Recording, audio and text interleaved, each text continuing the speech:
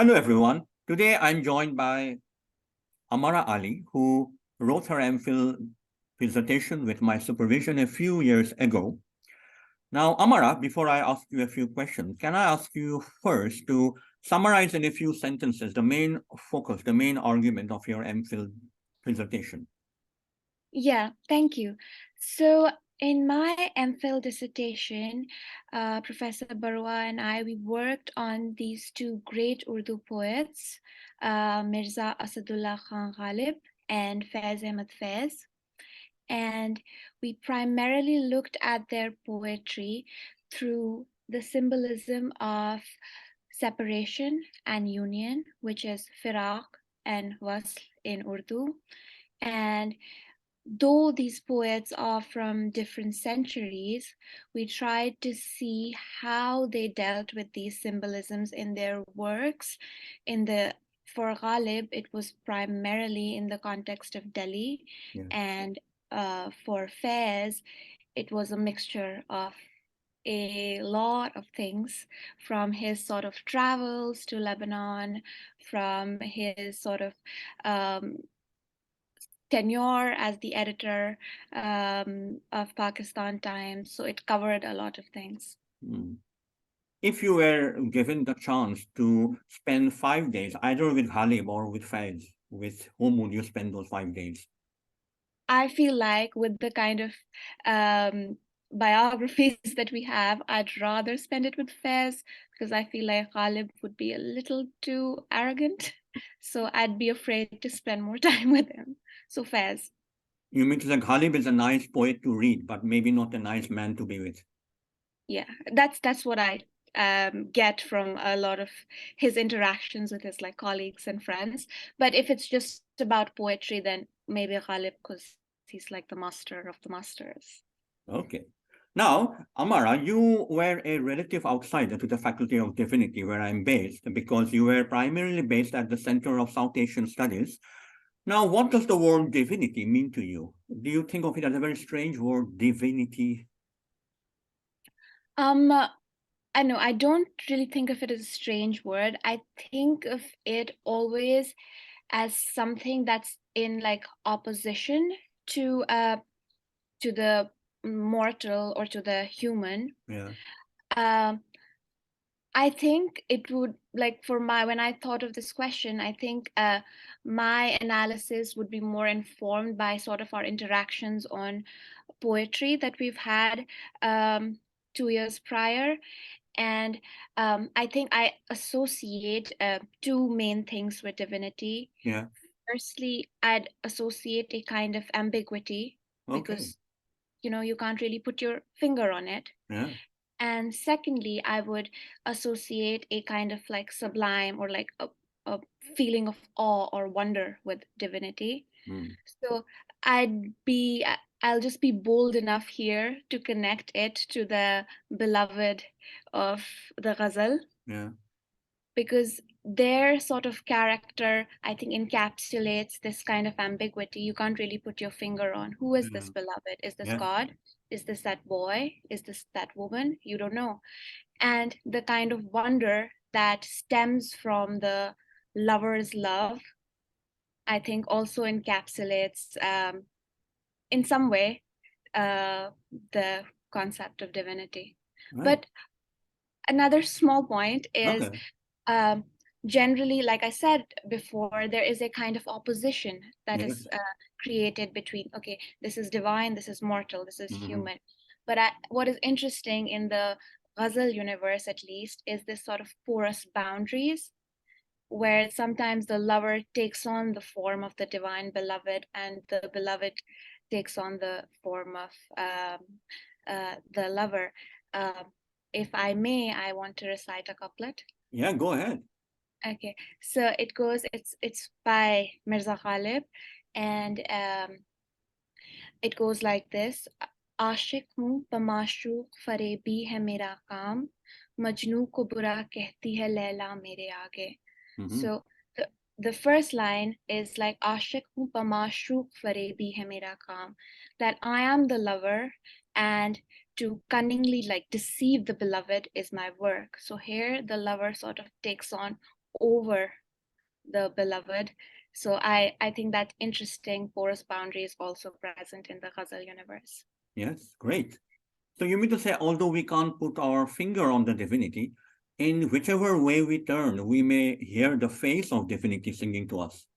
Yeah, in many ways, yes. And I think that adds to the ambiguity, because you don't know, you can't really say this is what is divine, Yeah, right? I yeah, mean, if you could define it, if I could give you a definition right here, then probably wouldn't be defined. yeah. So you have given us a very clear answer about ambiguity. Yeah, that's what I think. Okay.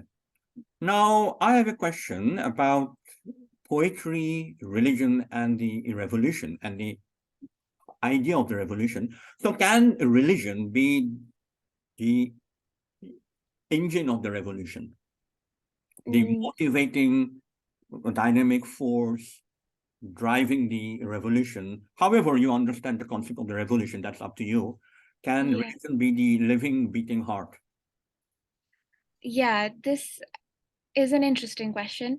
Um, I think it can be, in terms of um, when a certain kind of revolution is taking place.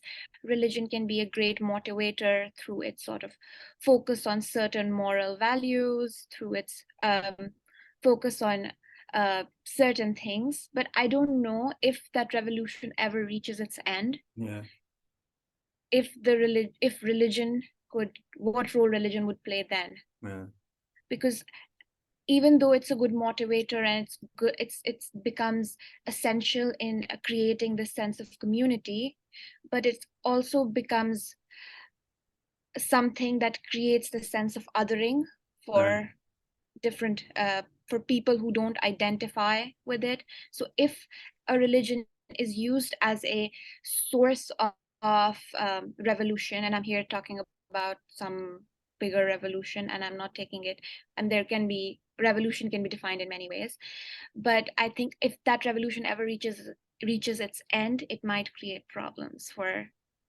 everybody present there, because then even if it's something that joins a community, when it actually comes to practicing an institutionalized religion, there are many ways in which people practice, yeah, and there can be a dominant discourse sort of put forward that this is the religion that helped us attain this, and this is how we do things now, and that might sort of other a lot of communities and a yeah. lot of people. Yes, yes. So would you say that religion is the perpetual revolution, Religion is the perpetual revolution. the revolution that never ends, keeps on renewing itself with I, every stage of history in different directions for different people, till the final end, whatever that may be, however we may visualize it or not? totally, I think religion in itself is, um, I think it's very dynamic. It's not, um, it's not what somebody practiced 2,000 years ago is not something that we, even if we speak of one religion in that sense, I'm not speaking about the category of religion in general. Yeah, yeah. It has so many variations Yes, in its practice yes, within itself, so it's yeah, very dynamic, so yeah. it's in a sense constantly Mm. uh, changing shapes.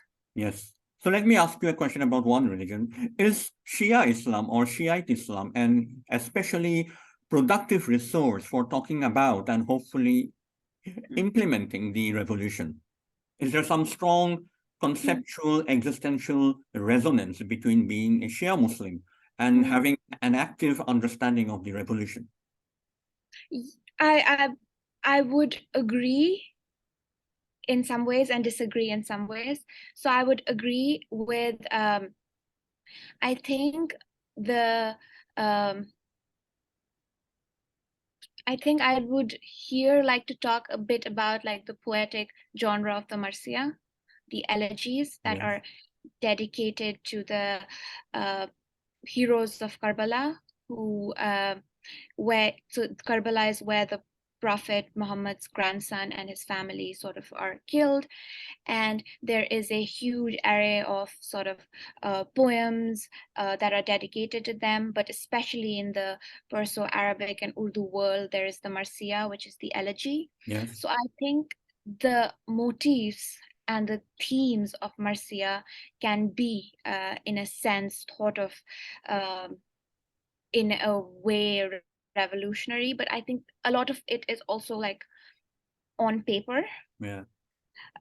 But I think poetry is like the biggest sort of motivator for Oh, anybody. yes. I don't think we can, just be like, oh, it's just written on paper, it won't do anything. I think it has like a lot of power within it. Okay, great. Yes. And that brings me to the final question, which is in some way related to the previous one. The historical record of the world for the last 2,000 years, 3,000 years, 4,000 years is the absence of equality, and yet the hope of certain many styles of Urdu poetry is equality. So how do we bridge this massive gap between hope and reality? Yeah, no, that's a very good question.